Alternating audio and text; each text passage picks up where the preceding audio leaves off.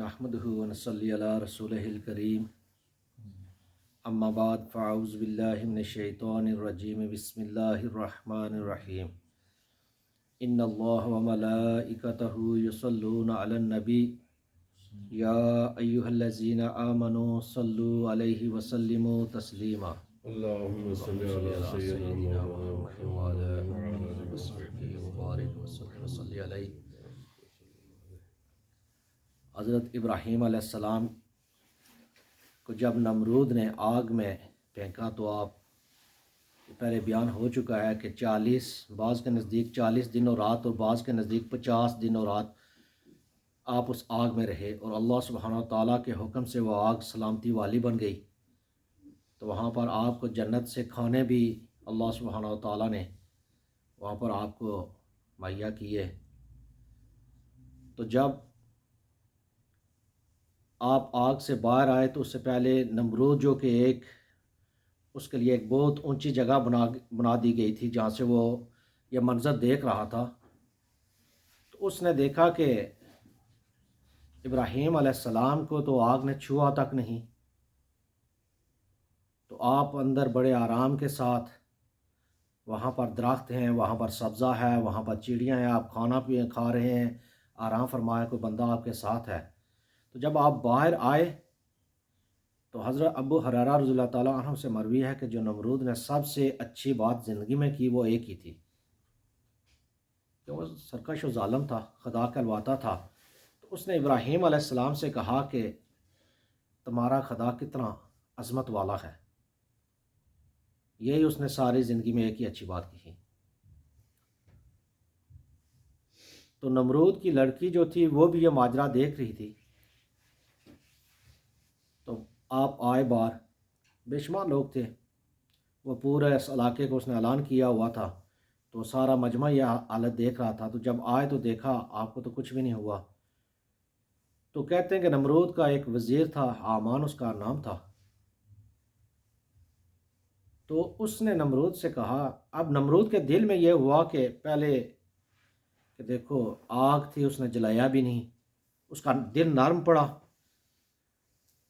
تو جو وزیر تھا اس کے ساتھ بعض دفعہ ایسا بھی ہوتا ہے کہ کوئی بندہ نیکی کے کام کی طرف جب چلتا ہے نا، کوئی دوسرا آ جاتا ہے بیچ میں تو اس کو راستے سے پھر ہٹا دیتا ہے۔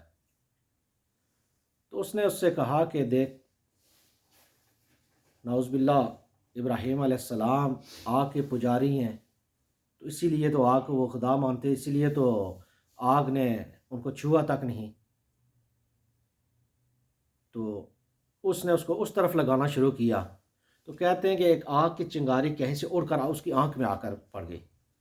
جب وہ آئی اس کی آنکھ میں پڑی تو آنکھ نے جو کام کرنا تھا تو پھر اس نے کرنا تھا، تو اس کی اتنی تکلیف ہوئی اس کو، تو اس کی آنکھ بھی ضیاء ہو گئی۔ تو نمرود کی بیٹی جو تھی وہ یہ ماجرا دیکھ رہی تھی، وہ آئی باپ کے پاس، تو اس نے کہا کہ دیکھ ابراہیم سچا ہے، جو وہ تعلیم دے رہا ہے اس کا رب بھی سچا ہے۔ تو اگر ایسی بات ہوتی تو حامان تھا، ایک آگ کی چنگاری اس کے آنکھ میں چلی گئی تو اس کا یہ حال ہو گیا۔ تو ابراہیم علیہ السلام تو 40 دن سے زیادہ آگ میں رہے، دن اور رات رہے، لیکن آگ نے ان کو چھوا تک نہیں۔ تو یہ ان کا رب ہی ہے جس نے ان کو بچا کے رکھا۔ تو کہتے ہیں کہ نمرود نے پھر اس کو ڈانٹ ڈپٹ کر پیچھے بھیج دیا، تو وہ ابراہیم علیہ السلام کے پاس گئی اور ابراہیم علیہ السلام کا اس نے کلمہ پڑھ لیا۔ تو ابراہیم علیہ السلام پھر اسی بستی میں بابل میں جو عراق کا شہر آج کل کوفہ ہے، یہ وہ جگہ تھی۔ تو جب آپ تبلیغ کرتے رہے، وہ لوگ آپ کے لیے مشکلات اور زیادہ کھڑی کرتے رہے، تو حتیٰ کہ اللہ کے حکم سے آپ نے ہجرت کی۔ پھر جب آپ نے بابل سے ہجرت کی تو آپ کے ساتھ آپ کے گھر والے ہی تھے، کہتے ہیں حضرت سارہ علیہ السلام اور آپ کے بھتیجے حضرت لوط علیہ السلام تھے، اور ایک دوسری روایت میں ہے کہ آپ کے والد بھی آپ کے ساتھ تھے، اور آپ کے جو دوسرے ایک بھائی تھا اس کی بیوی، اور یہ سارا آپ خاندان پورے آپ کے ساتھ تھے۔ تو آپ نے وہاں سے جب ہجرت کی تو آپ کی اس وقت عمر 37 سال تھی۔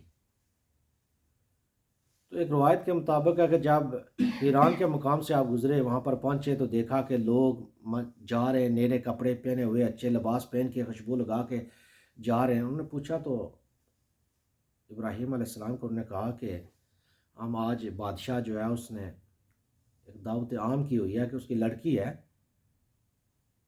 تو وہ چاہتا ہے کہ سارے اس آئیں، جس کو وہ لڑکی پسند کرے گی اس کے ساتھ اس کی شادی کر دی جائے گی۔ تو کہتے ہیں کہ ابراہیم علیہ السلام بھی ان کے ساتھ چل دیے۔ جب وہاں پر گئے تو جو بادشاہ کی بیٹی تھی، وہ جو شہزادی تھی، تو وہ آئی، ہر بندے کو دیکھ رہی ہے، چیک کیا۔ تو جب ابراہیم علیہ السلام کے پاس آئی تو آپ کا روشن چہرہ دیکھا، پھر آپ کی پیشانی پہ جب اس نے نور دیکھا تو آپ کو پسند کر لیا۔ تو وہ سارہ علیہ السلام تھی دوسری روایت کے مطابق، لیکن ایک جو روایت ہے اس کے مطابق سارہ علیہ السلام آپ کی کزن تھی جسے آپ نے شادی کی۔ پھر وہاں سے آپ چل دیے تو حضرت لوط علیہ السلام بھی تھے، آپ شام کی طرف آپ نے ہجرت کی۔ پھر کچھ عرصہ آپ نے شام میں قیام کیا، جب قیام کرنے کے بعد پھر آپ شام سے پھر آگے آپ نے ہجرت کی۔ حضرت لوط علیہ السلام کو جو آپ کے بھتیجے تھے، آپ نے ان کو حکم دیا کہ آپ اسی علاقے میں رہیں۔ تو سندوم ایک شہر تھا، البلاد اس کو کہتے تھے، اس وقت شہروں کی ماں اس کو کہتے تھے۔ تو لوط علیہ السلام کو حضرت ابراہیم علیہ السلام نے حکم دیا کہ آپ یہاں ٹھہر جائیں۔ تو پھر ابراہیم علیہ السلام جب وہاں سے آگے ہجرت کر کے مصر کی طرف جانے لگے تو مصر کا جو بادشاہ تھا وہ بہت ظالم اور متکبر تھا، سرکش وہ بھی تھا، کافر تھا۔ تو جو بھی جاتا اس کے علاقے میں وہ سبھی کو لوٹ لیتا۔ اس نے پہرے دار کھڑے کیے ہوئے تھے راستوں پر، تو جو بندہ آتا، اگر کوئی تاجر آتا اسے زبردستی اس کا مال لے لیتا۔ اگر کسی کی بیوی اس کے ساتھ ہوتی، اگر خوبصورت ہوتی، تو وہ جو پہرے دار ہوتے وہ اس تک پیغام پہنچا دیتے۔ تو وہ کیا کرتا کہ وہ دیکھتا، اگر اس کا گھر والا ہوتا، خامد ہوتا، تو اس کو قتل کروا دیتا۔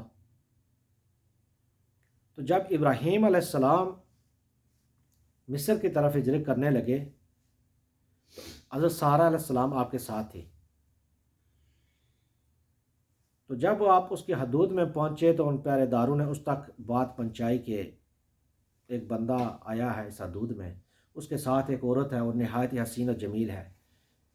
روایتوں میں آتا ہے کہ حوا علیہ السلام کے بعد اللہ سبحانہ و تعالیٰ نے اتنا حسن کسی اور کو نہ دیا تھا جتنا سارہ علیہ السلام کو دیا تھا، وہ اتنے حسین و جمیل تھے۔ تو اس بادشاہ نے کیا کیا کہ ابراہیم علیہ السلام کو بلایا اپنے پاس۔ جب بلایا تو ابراہیم علیہ السلام سے پوچھا کہ تیرے ساتھ کون ہے؟ تو ابراہیم علیہ السلام نے کہا میری بہن ہے۔ تو اس نے پھر بھی اس کی نیت خراب ہو گئی۔ جب ابراہیم علیہ السلام واپس آئے تو اس نے اپنے پہرے داروں کو کہا کہ نہیں، اس عورت کو بھی میرے پاس لے کر آؤ۔ تو ابراہیم علیہ السلام نے حضرت سارہ علیہ السلام سے کہا کہ اس وقت یہاں پر تیرے اور میرے علاوہ کوئی مسلمان نہیں، تو مسلمان ہونے کے ناطے ہم ایک دوسرے کے بہن بھائی ہیں، کیونکہ سارے مسلمان بھی تو کہتے ہیں سارے مسلمان بھائی ہیں۔ تو اسلام کے حساب سے انہوں نے کہا کہ ہم ایک دوسرے کے بہن بھائی ہیں۔ تو جب تم بادشاہ کے پاس جاؤ تو اس کو میں نے یہ بتا دیا ہے۔ تو جب حضرت سارہ علیہ السلام کو بادشاہ اس کے پاس لے کر گئے، جب اس نے دیکھا تو اس کی نیت خراب ہو گئی۔ تو حضرت سارہ علیہ السلام جب اس کی نیت خراب ہوئی تو اس نے حضرت سارہ علیہ السلام کی طرف اپنا ہاتھ بڑھایا تو اللہ سبحانہ و تعالیٰ نے اس کا ہاتھ مفلوج کر دیا۔ تو ادھر ابراہیم علیہ السلام اللہ سبحانہ و تعالیٰ کے حضور سر بسجود ہوئے، دعا کی، تو اللہ سبحانہ و تعالیٰ نے ان کے آگے سے تمام پردے ہٹا دیے۔ وہ جو سارا منظر تھا وہ آپ خود دیکھ رہے تھے، وہ جو باتیں ہو رہی تھی وہ آپ سن رہے تھے۔ تو کہتے سارہ علیہ السلام نے بھی اللہ سبحانہ و تعالیٰ سے دعا کی، یا اللہ آج تک میں نے کبھی کسی غیر اللہ کی کوئی عبادت نہیں کی، اپنے آپ کو ہر کام برے کام سے بچا کر رکھا، آج بھی تو میری حفاظت کرنا۔ تو جب وہ آپ کی طرف اس نے ارادہ کیا تو اس کا پورا ہاتھ مفلوج ہو گیا۔ تو کہتے ہیں کہ اس کے پاؤں زمین میں دسنا شروع ہو گئے۔ جب یہ بات دیکھی اس نے تو اس نے سارہ علیہ السلام سے کہا کہ آپ میرے لیے دعا کریں، تو اگر میں صحیح ہو جاؤں تو میں اپنی نیت سے باز آ جاؤں گا۔ تو ادھر سارہ علیہ السلام نے دعا کی، یا اللہ اگر یہ مر گیا تو لوگ مجھے مورد الزام ٹھہرائیں گے، تو اس کو شفا دے دے۔ تو اللہ سبحانہ و تعالیٰ نے ان کی دعا کو قبول کیا۔ جب دعا قبول ہوئی تو وہ اپنی اصلی حالت میں آ گیا۔ جب اصلی حالت میں آیا تو پھر اس کی نیت خراب ہو گئی۔ پھر جب اس نے دوبارہ ارادہ کیا تو پھر وہی حالت ہو گئی۔ کہتے ہیں کہ 3-4 بار اس نے ایسے ارادہ کیا۔ تو جب 3-4 بار اس نے ارادہ کیا تو یہی حالت ہوئی، تو پھر اس نے جب آپ سے کہا تو آپ نے دعا کی، پھر اصل حالت میں آیا۔ جب اصل حالت میں آیا تو اس نے دیکھا کہ یہ کوئی عام بندہ تو ہے نہیں، اللہ سبحانہ و تعالیٰ حفاظت ان کی کر رہے تھے۔ تو اس وقت اس نے اپنے جو پہرے دار تھے ان کو بلایا، ان سے معافی مانگی، سارہ علیہ السلام سے معافی بھی مانگی۔ تو اس نے کہا کہ میں آپ کو اپنی طرف سے تحفہ بھی دینا چاہتا ہوں، بے شمار مال بھی دیا۔ تو اس کی بیٹی تھی جو شہزادی تھی، وہ بادشاہ تھا نمرود کا، کیا روایتوں میں بعض میں آتا ہے کہ وہ نمرود کا بھائی تھا۔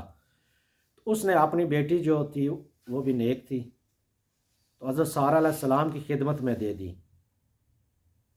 کہ آپ کی خدمت میں جب رہے گی تو آپ کا اتنا کردار اعلیٰ ہے تو وہ بھی کچھ سیکھ جائے گی، تو شاید وہ اس کو بھی کچھ اچھا سا مقام مل جائے، وہ آپ کے ساتھ رہے گی۔ تو حضرت حاجرہ علیہ السلام تھے جو آگے چل کر اسماعیل علیہ السلام تو پھر تاجدار مدینہ رحمۃ للعالمین، جن کے پھر آگے پھر ہم آئے انہی کی وجہ سے۔ تو وہ جو نور بھی تھا سارہ علیہ السلام نے دیکھ کر ابراہیم دوسری روایت کے مطابق جو پہچانا تھا، تو وہ نبی کریم صلی اللہ علیہ وسلم کا نور ہی تھا جو پیشانی ابراہیم میں چمک رہا تھا، جس کی وجہ سے آپ نے ان سے شادی بھی کی تھی۔ تو پھر وہ آپ کی خدمت میں جب آ گئے تو اس بادشاہ نے آپ کو اور بھی بے شمار تحفے دیے، ابراہیم علیہ السلام کو بھی بلایا، ابراہیم علیہ السلام کو بلا کر پھر ان کو جس طریقے سے اس کا کوئی رواج بھی تھا عزت افزائی کا، تو وہاں سے آپ کو رخصت کیا۔ جب کہتے ہیں کہ ابراہیم علیہ السلام اور سارہ علیہ السلام وہاں سے رخصت ہوئے تو آپ کے پاس بے شمار مال بھی تھا، تو ساتھ حاجرہ علیہ السلام بھی تھی۔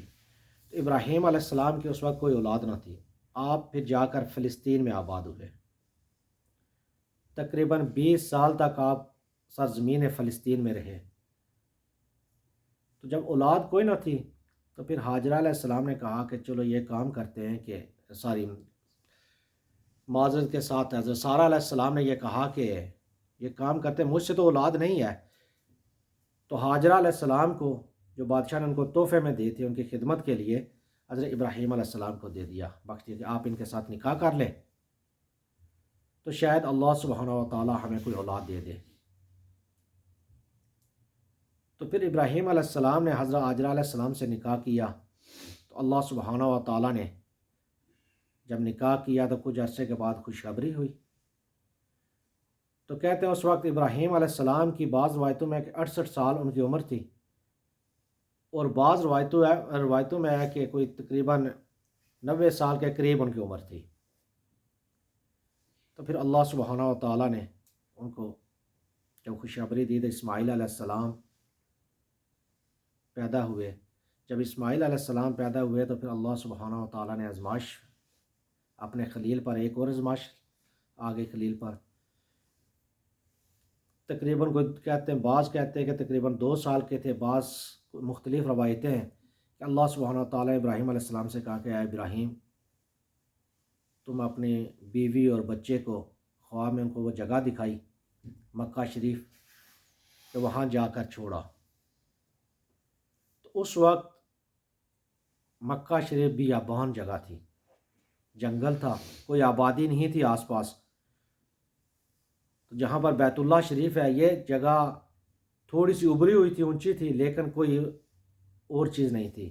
تو ابراہیم علیہ السلام، ایک روایت میں کہ جبرائیل علیہ السلام آئے، انہوں نے راستہ آپ کو بتایا، تو براق پر آپ سوار ہوئے، اسماعیل علیہ السلام کو آگے سوار کیا، حاجرہ علیہ السلام کو پیچھے سوار کیا اور پھر آپ چل دیے۔ ساتھ میں پانی کا ایک مشکیزہ تھا اور کچھ کھجوریں تھیں۔ جب اس جگہ پر پہنچے تو جہاں پر آپ نے ان کو اتارا تو اللہ کے حکم سے جو جبرائیل علیہ السلام آپ کے ساتھ تھے انہوں نے جگہ بتائی، تو آپ جب واپس ہونے لگے تو حاجرہ علیہ السلام نے حضرت ابراہیم علیہ السلام سے پوچھا، آپ چھوڑ کے جا رہے ہیں، اتنے عرصے کے بعد اللہ سبحانہ تعالیٰ نے ایک بیٹا دیا، 68 سال کی عمر ہے، تو پھر آزمائش ہے خلیل پر، تو آزمائش میں بھی پودرے اتر رہے ہیں، تو جب چھوڑا تو چھوڑ کے واپس ہوئے تو کہتے ہیں حاجرہ علیہ السلام پیچھے چل دی، ابراہیم علیہ السلام سے پوچھنے لگی، ہمیں اس جنگل میں بیابان میں نہ کوئی یہاں پہ بندہ ہے نہ کوئی چیز ہے، تو آپ ہمیں چھوڑ کے جا رہے ہو؟ کہتے ہیں ابراہیم علیہ السلام نے کوئی جواب نہ دیا۔ پھر پیچھے آپ جب جانے لگے تو انہوں نے پھر آخر پوچھا کہ اگر یہ اللہ کا حکم ہے یا آپ کسی اور وجہ سے، تو ابراہیم علیہ السلام نے کہا کہ یہ میرے رب کا حکم ہے۔ تو اس وقت حاجرہ علیہ السلام نے کہا کہ اگر اللہ کا حکم ہے تو ہم اس کے حکم پر راضی ہیں، وہ ہمیں ضائع نہیں ہونے دے گا۔ تو ابراہیم علیہ السلام واپس آ گئے، جو ان کے پاس پانی تھا، جو پانی کا مشکیزہ تھا، جو کھجوریں تھیں، وہ ختم ہو گئی۔ جب وہ ختم ہو گئی تو اسماعیل علیہ السلام چھوٹے تھے بچے، ان کو پیاس لگی، ماں کو پیاس لگی۔ اب جب پیاس لگی تو پانی کی تلاش میں حاجرہ علیہ السلام پہلے صفا پر چڑھی، اسماعیل علیہ السلام کو ادھر چھوڑا جہاں پر زمزم کا کنواں، زمزم ہے کنواں، جا کر دیکھا کہ صفا پہاڑ پر چڑھ کے دیکھا شاید اونچی جگہ ہے، کسی جگہ پر نظر آ جائے کوئی پرندے وغیرہ، جب پانی کے آگے پیچھے پرندے، جب پانی ہو تو پرندے آتے ہیں آگے پیچھے، تو شاید کوئی پرندے ہو یا کوئی آبادی نظر آ جائے۔ تو وہاں پر گئی، دیکھا کچھ نہیں، پھر پیچھے بچہ تھا، بچے کی یاد آئی، واپس آ گئی، واپس آئی دیکھا کہ کہیں بچے کو کوئی جانور نقصان نہ پہنچا دے۔ پھر مروہ پہ گئی، پھر صفا پہ، ایسے ہی تقریباً 7 چکر لگائے، جو آج صفا و مروہ پر سارے مسلمان جو لگا رہے ہیں چکر، صحیح جو کر رہے ہیں۔ تو آپ نے جب 7 چکر لگائے تو پیچھے جب آئے تو دیکھا، ایک روایت میں ہے کہ آپ نے جب دیکھا تو اسماعیل علیہ السلام کے ساتھ ایک بندے کو دیکھا، تو وہ جبرائیل علیہ السلام تھے۔ تو انہوں نے جب اسماعیل علیہ السلام نے اپنی ایڑیاں رگڑی تو پھر انہوں نے اپنا پر جو تھا اس جگہ پر لگایا تو وہاں سے پانی نکلنا شروع ہو گیا۔ تو جب حاجرہ علیہ السلام واپس آئی تو دیکھا تو وہاں سے پانی نکل رہا تھا۔ تو جب پانی کا آپ نے اکٹھا کیا اور اس کو زمزم کہا تو پانی رک گیا۔ جب پانی رک گیا، وہ مشکیزہ آپ نے بھرا، پانی پیا، اسماعیل علیہ السلام کو پلایا، پھر کہتے ہیں کوئی قافلہ جا رہے تو انہوں نے دیکھا کہ پرندے اس جگہ کے اوپر پرندے آنا شروع ہو گئے۔ انہوں نے کہا کہ یہ کیسے ممکن ہے، یہ پرندے تو پانی کے آگے پیچھے گھومتے ہیں، تو ہم تو ادھر سے قافلے گزرتے ہیں تجارت کی، گھر سے شام جاتے ہیں آگے پیچھے، تو یہاں تو کوئی پانی نہیں، کوئی چشمہ نہیں تھا پہلے تک۔ انہوں نے جب اپنے بندے بھیجے تو دیکھا کہ ایک چھوٹا بچہ، ایک عورت ہے، تو پانی کے پاس بیٹھے ہیں، تو انہوں نے اجازت مانگی۔ جب اجازت مانگی تو آئے تو انہوں نے کہا کہ پانی تو آپ کی ملکیت میں رہے گا، اگر آپ ہمیں اجازت دیں تو ہم یہاں سے پانی پئیں، اپنے جانوروں کو بھی پلائیں، اگر آپ پھر بھی اجازت دیں تو ہم یہاں پر آپ کے ساتھ یہاں پہ ٹھہرتے ہیں اور اپنے خاندان والوں کو بھی یہاں پر بلا لیتے ہیں۔ تو آپ نے ان کو اجازت بھی دی۔ تو وہ قوم جراحم کے لوگ تھے، تو پھر انہوں نے اپنے خاندان والوں کو ادھر بلایا، پھر آہستہ آہستہ آبادی بڑھتی گئی۔ تو ابراہیم علیہ السلام جب ان کو چھوڑ کر واپس آ گئے، اب واپس آئے تو اللہ سبحانہ و تعالیٰ نے جب ابراہیم علیہ السلام جاتے تو ان کے لیے زمین کو حکم دیا کہ سکڑ جاتی، زمین سکڑ جاتی، آپ صبح نکلتے مکہ شریف جاتے تو واپس شام کو آپ جب شام ہوتی تو واپس اپنی جگہ پر آ جاتے، ادھر مصر بیت المقدس میں آ جاتے، پھر آپ وہاں سے شام واپس آپ نے ہجرت کی۔ تو کہتے کہ آپ نے فرعون نمرود کو جب دعوت اسلام دی تو آپ نے اسے کہا کہ قبول کر دے، دین قبول کر دے، لیکن وہ اپنی بادشاہت اس کے پاس تھی، دنیا کا وہ بادشاہ تھا، غرور و تکبر بھی تھا، مال و دولت بھی تھا۔ آج ہم خود دیکھ لو معاشرے میں روزمرہ کے کام میں اگر کسی کے پاس پیسہ آ جائے تو اس کا کیا حالات ہوتے ہیں، اگر کسی کے پاس مال و دولت ہو تو اس کا تکبر کے کیا، وہ تو سمجھتا ہے کوئی جوانی میں اتنا اگر طاقتور ہے تو وہ سمجھتا ہے شاید میں ہی ہوں، ہمیشہ کے لیے ہی رہوں گا، مجھے تو کوئی چیز نقصان نہیں پہنچا سکتی، جو میں کہتا ہوں وہی ہوگا۔ تو نمرود نے آپ کی بات نہ مانی۔ جب آپ نے بتایا کہ اللہ کا عذاب بڑا سخت ہے، تو کہتا ہے نہیں، اگر تیرا خدا ہے نا تو اس سے کہو کہ ابراہیم علیہ السلام سے کہا کہ خدا سے اپنے رب سے کہو کہ وہ میرے ساتھ جنگ کر کے مجھ سے ملک لے لے۔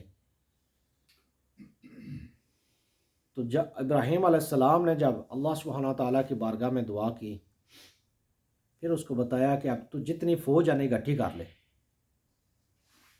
3 دن تمہارے پاس ہے، اکٹھی کر لے جتنی کر سکتا ہے۔ کہتے کہ 60 لاکھ سے زیادہ اس کی فوج تھی جو اس نے اکٹھی کی۔ تو اس نے کہا میری فوج آ گئی، اپنے رب سے کہو کہ اپنی فوج بھیجے۔ ابراہیم علیہ السلام کی دعا سے جب اللہ نے فوج کیا بھیجنی تھی، کتنے اس کے لیے، اس نے انتہائی کمزور مخلوق، کوئی یہ نہ کہے، کوئی ظالم و سرکش یہ نہ کہے کہ اللہ سبحانہ تعالیٰ نے کوئی ایسی چیز بھیجی جو مجھ سے زیادہ طاقتور تھی، نہیں، اللہ سبحانہ تعالیٰ نے وہ چیز بھیجی جو انتہائی کمزور تھی، مچھر۔ اللہ نے فرشتوں کو حکم دیا کہ مچھر کو وہ ایک چھوٹا سا سوراخ کھول دو ان کے لیے۔ تو روایتوں میں آتا ہے کہ جب وہ مچھر آئے تو آسمان پر ایسے آ رہے تھے جیسے کالے بادل ہوں۔ تو ابراہیم علیہ السلام نے اس سے کہا کہ اللہ سبحانہ تعالیٰ کی فوج آ رہی ہے، تو آپ تیار ہو جا۔ جب وہ مچھر آئے تو ان کی آواز اتنی تھی کہ وہ نمرود کے اس لشکر کی جو آوازیں تھیں نا، وہ سب کے سب ان کی آوازوں کے گم ہو گئی، ان کی کوئی آواز نہیں آتی۔ ایک مچھر ایک بندے کے سر پہ آ کے بیٹھتا، اس کے سر میں وہ ڈنگ مارتا، اس کا خون و گوشت تک کھا جاتا۔ وہ کہتے ہیں جو ان کی سواریاں تھیں ان کا بھی گوشت کھا جاتا۔ ایک دوسری روایت میں کہ وہ ہڈیوں تک کھا جاتے۔ جب اس نمرود نے یہ منظر دیکھا تو وہ بھاگ کھڑا ہوا۔ جب وہ بھاگا تو کسی مچھر نے اس کو نقصان نہ پہنچایا۔ کہتے ہیں ایک مچھر تھا، وہ ایک آنکھ سے کونا تھا، وہ لنگڑا بھی تھا۔ اس نے اللہ سے دعا کی، یا اللہ تو مجھے نمرود پر مسلط کر دے۔ تو جب نمرود بھاگا اپنے تہہ خانے میں جا کر بیٹھا تو اپنی بیوی کے ساتھ بات کرنے لگا، تو وہ مچھر آ کے اس کے گھٹنے پر بیٹھا۔ تو اس نے کہا کہ یہ چھوٹی سی مخلوق ہے، کمزور سی مخلوق ہے، جسے میرے سارے لشکر کو تباہ کر دیا ہے۔ تو اس نے پکڑنے کی اس کو کوشش کی تو وہ اس کے ناک میں چلا گیا۔ جب ناک میں چلا گیا تو وہاں سے اس کے دماغ میں چلا گیا، اس کا وہ دماغ کھانا شروع ہوا۔ بعض روایتوں میں آتا ہے کہ 400 سال تک اللہ سبحانہ تعالیٰ نے اس کو اس عذاب میں مبتلا رکھا۔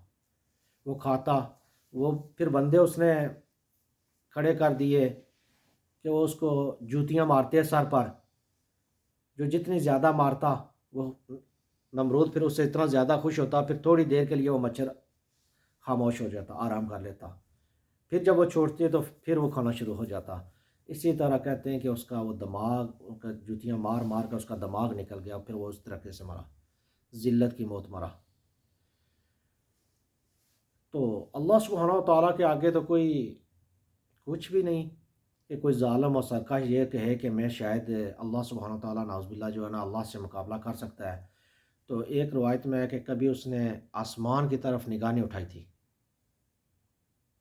گوارا نہیں کرتا تھا دیکھنا، صرف اس نے اس وقت وہ نگاہ اٹھا کر دیکھا جب اس نے کہا کہ میں اللہ سبحانہ تعالیٰ سے میں جا رہا ہوں جنگ کرنے کے لیے۔ وہ اپنے گدھے پر سوار ہوا